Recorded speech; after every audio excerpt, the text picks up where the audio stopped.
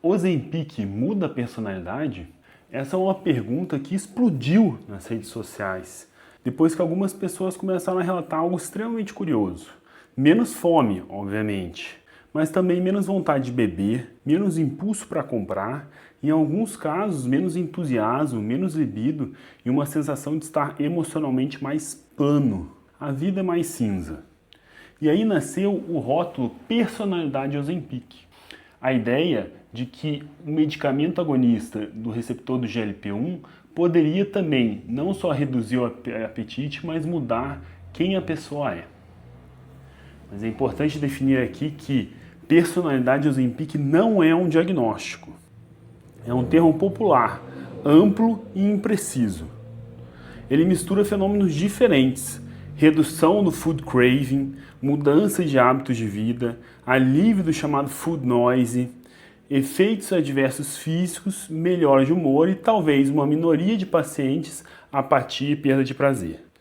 Hoje eu quero separar três coisas: o que é plausível biologicamente, o que já apareceu nos estudos e o que ainda é apenas uma narrativa convincente nas redes sociais para ganhar like. Para isso, vamos usar três revisões sistemáticas publicadas em 2025 e 2026. A pergunta não é só se funciona, funciona em que e em que tipo de evidência. O que a GLP-1 tem a ver com o cérebro? Os agonistas de GLP-1 ficaram famosos pelo controle glicêmico e pela perda de peso. Mas os receptores de GLP-1 não estão apenas no pâncreas ou no trato gastrointestinal. Há sinalização do GLP-1 em regiões cerebrais envolvidas com a saciedade, com estresse, com memória e com recompensa. Isso inclui hipotálamo, tronco encefálico, circuitos que conversam com o sistema dopaminérgico e o sistema límbico. Isso cria uma hipótese bastante interessante. Se o medicamento reduz a saliência, a vontade de comer, ou seja, o quanto aquele estímulo captura a atenção e empurra o comportamento, talvez também modifique a resposta a outros estímulos compensadores. Só que é importante definir aqui que reduzir a urgência da recompensa não é o mesmo do que apagar o prazer. Essa diferença ela é central. Craving é a intensidade, é a vontade intensa, muitas vezes automática. Prazer é a experiência de gostar. Motivação é a energia para agir. E personalidade é um conjunto muito mais amplo e relativamente estável de traços. Nas redes sociais, essas quatro coisas são frequentemente tratadas como se fossem uma só. E isso causa um problema muito grande. As revisões discutem mecanismos envolvendo dopamina, serotonina, inflamação, neuroplasticidade e eixo do estresse. Mas o mecanismo plausível não equivale a efeito clínico comprovado. E nos seres humanos, ainda é difícil separar uma ação central direta de efeitos indiretos da perda de peso, da melhora glicêmica, do sono, da autoestima ou até da redução de sintomas físicos. A revisão mais recente publicada no Diabetes, Obesity and Metabolism reuniu 38 estudos. Ela avaliou depressão, ansiedade, comportamento de autoextermínio, transtornos alimentares, uso de substâncias e desfechos em pessoas com esquizofrenia. Quando os estudos eram comparáveis, os autores fizeram meta-análises, e quando os estudos não eram comparáveis, eles apresentaram uma síntese narrativa. Outra revisão, que é a revisão publicada no Brain and Behavior, incluiu 26 estudos, um pouco mais de 3.000 participantes. Aqui aparece uma informação que muda a leitura de todo o tema. Somente 5 estudos tinham sintomas psiquiátricos como desfecho principal. Na maioria das vezes, a saúde mental era apenas uma medida secundária dentro do estudo metabólico. 26 estudos, só 5 tinham desfecho psiquiátrico como objetivo principal. Isso é extremamente relevante e mostra que os estudos não estão, atualmente, levando em consideração isso. Entre os novos ensaios clínicos randomizados dessa revisão, 3 encontraram benefício no desfecho psiquiátrico principal e 6 não encontraram diferença significativa nenhuma. Isso não prova ineficácia, mostra que o sinal ainda é bastante inconsistente. Já a outra revisão, publicada na Neuroendocrinology, incluiu 36 estudos. metade em pessoas com transtornos mentais e metade avaliando bem-estar ou qualidade de vida em pessoas sem doença mental grave. Ela também examinou um uso clínico muito relevante, tratar ganho de peso e alterações metabólicas induzidas por psicotrópicos, que é algo que muitas vezes a gente não leva tanto em consideração. Os estudos não foram desenhados para medir personalidade, isso é extremamente importante a gente definir. Ou seja, o mínimo de estudos realmente importa-se e tem como centro principal as alterações de personalidade com a utilização de agonistas de GLP-1. O sinal mais coerente aparece justamente perto do efeito conhecido desse medicamento: comida, saciedade e comportamento alimentar. A revisão mais recente encontrou melhora em alimentação restritiva, no sentido de maior controle, menor alimentação emocional e, em estudos pequenos, redução de sintomas de compulsão alimentar. Para algumas pessoas, isso é vivido como liberdade. A comida deixa de ocupar o pensamento do dia inteiro dela. A negociação interna de eu como ou não como perde volume. É o que muita gente chama de redução do food noise. Mas menos food noise pode ser alívio, e não é a mesma coisa de falar que é apatia. Há um outro detalhe: comer não é apenas ingerir caloria.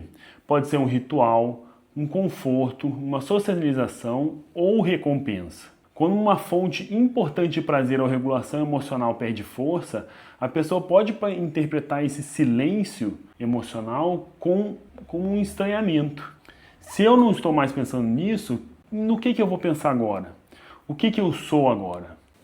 Isso pode ser uma mudança de comportamento e identidade sem que exista realmente uma alteração de personalidade causada diretamente pela medicação. Em pessoas vulneráveis à restrição alimentar ou transtornos alimentares, essa mudança também merece acompanhamento cuidadoso. O segundo sinal interessante envolve a própria substância.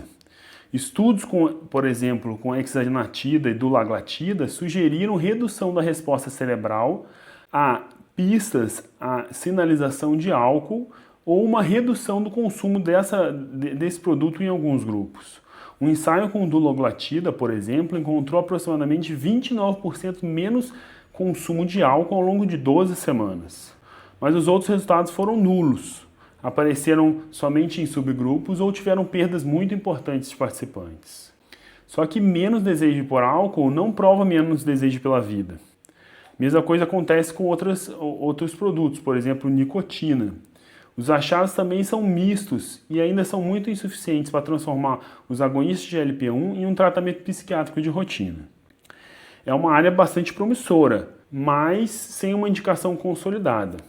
E aqui precisamos evitar um salto comum que acontece e é descrito nas redes sociais. Se houve menos craving por comida ou álcool, isso não autoriza afirmar que essa medicação reduz compras, jogos, sexo ou ambição. Esses comportamentos podem compartilhar circuitos de recompensa, mas compartilhar esses circuitos não significa responder da mesma maneira ao mesmo fármaco. Plausibilidade biológica não é evidência clínica. E o humor? A revisão de 2026 encontrou um efeito antidepressivo pequeno, em média, com um sinal mais evidente em pessoas com diabetes do tipo 2. Outras análises de ensaios randomizados encontraram pouca ou nenhuma mudança clinicamente relevante nesses sintomas. E o mais interessante é que, ao mesmo tempo, outros estudos observacionais mostraram conclusões opostas. Alguns sugeriram maior risco de depressão, maior risco de ansiedade e de comportamento de autoextermínio. Outros encontraram menor risco ou nenhum aumento. Isso acontece basicamente porque estudos observacionais carregam diferença entre grupos. Pacientes são diferentes em doença de base, em obesidade, em acesso ao cuidado, em medicações concomitantes e o próprio motivo pelo qual a medicação agonista de GLP-1 foi iniciada. Ou seja, um sinal observacional não prova causa. Um ensaio curto também não responde tudo. Agora, apatia e anedonia merecem nomes corretos. Apatia é a redução de iniciativa e motivação. Anedonia é a redução da capacidade de sentir prazer. Elas podem fazer parte de um quadro depressivo ou surgir por privação calórica, náusea, fadiga, alteração de sono ou outras medicações, ou até mesmo uma mudança rápida na rotina. Os 3 artigos aqui apresentados não fornecem nenhuma evidência robusta para falar que os agonistas de GLP-1 provoquem uma síndrome geral de embotamento emocional. Também não excluem que indivíduos específicos percebam exatamente isso. A média de um estudo pode parecer tranquila, mas ainda assim não explica totalmente a experiência de cada paciente com cada medicação. Essa parte é a que mais exige cuidado e muitas vezes é a mais deixada de lado pelos profissionais e pelo próprio paciente. Relatos espontâneos de ideação suicida, de autoextermínio, levaram agências regulatórias a revisar a segurança da classe de medicação dos agonistas de GLP-1. Só que um relato de farmacovigilância é um alerta para investigar. Ele não mostra sozinho que o medicamento causou o evento. Nas revisões sistemáticas, os achados foram bastante inconsistentes e muito heterogêneos. Grandes análises de ensaios randomizados não encontraram aumento de eventos psiquiátricos ou comportamento de autoextermínio.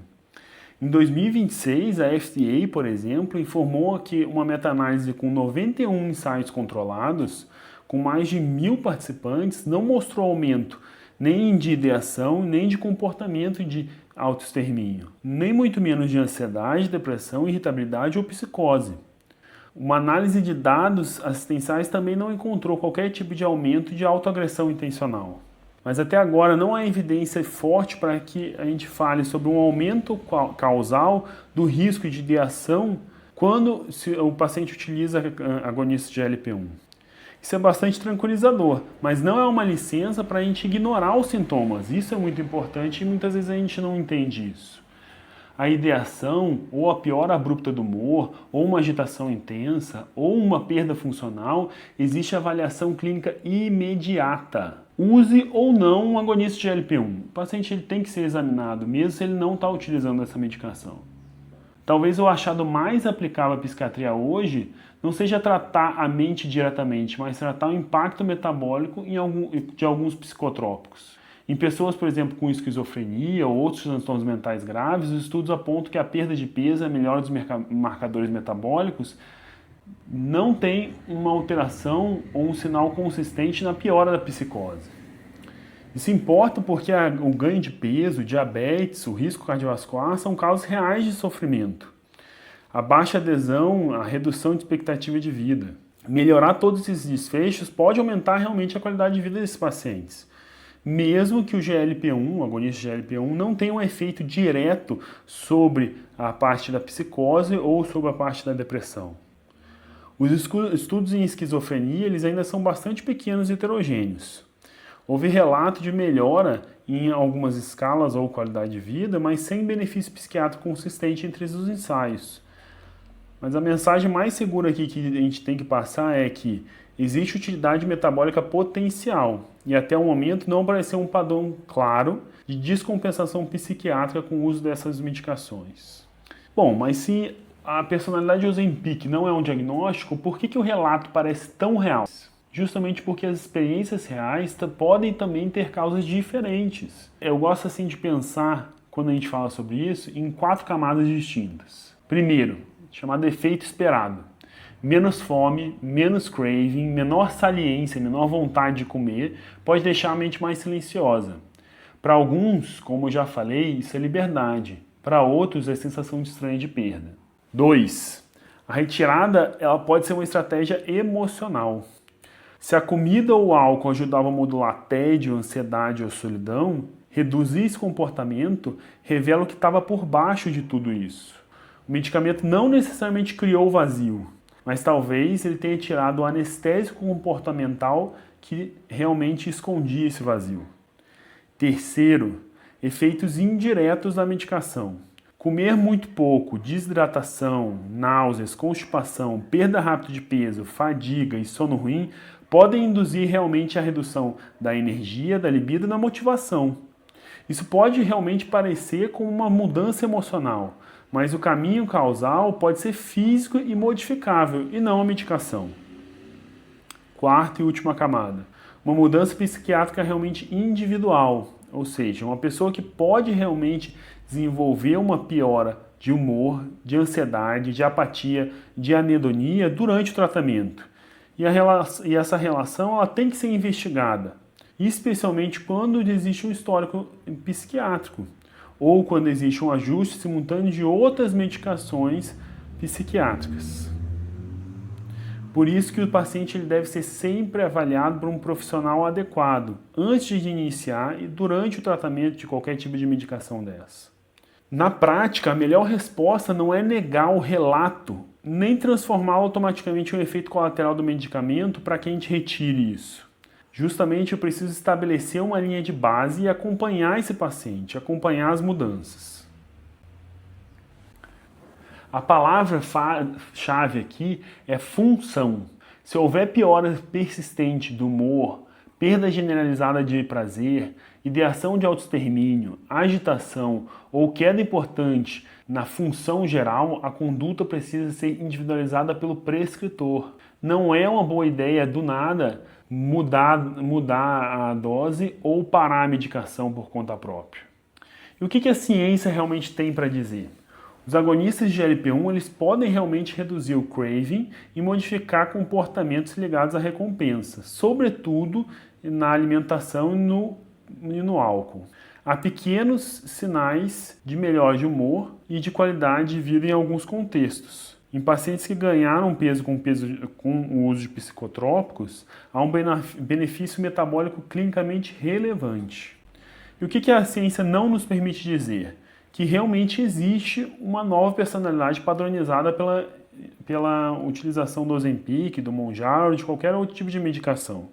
Além disso, que toda redução de impulso é anedonia, que relatos de menos compras ou menos de libido já foram confirmados por um ensaio clínico robusto. Ou que essas medicações são hoje tratamentos estabelecidos para depressão, dependência emocional ou dependência de outros produtos e compulsões não alimentares. Talvez o termo personalized Ozempic seja atraente porque transforma uma experiência complexa em uma frase extremamente simples, que pode ser muito bem dita nas redes sociais ou em qualquer outro tipo de veículo de informação. Mas ela também pode confundir alívio com apatia, comportamento com identidade e correlação com causa. A melhor síntese hoje é essa: existe uma base biológica plausível e há sinais clínicos de mudança em apetite, craving e alguns comportamentos de recompensa. Não há evidência sólida de uma mudança global de personalidade. E ainda precisamos de mais estudos longos, desenhados desde o início para medir personalidade, humor, anedonia, motivação, impulsividade e qualidade de vida. Não é nem um milagre psiquiátrico, nem personalidade roubada e nem nada nesse sentido. Se alguém diz que eu me sinto diferente, a resposta científica não é isso é impossível e também não é o medicamento mudou você. A resposta mais correta é: vamos entender exatamente o que mudou, quando mudou e como isso afetou a sua vida e quais as outras explicações que precisam ser avaliadas.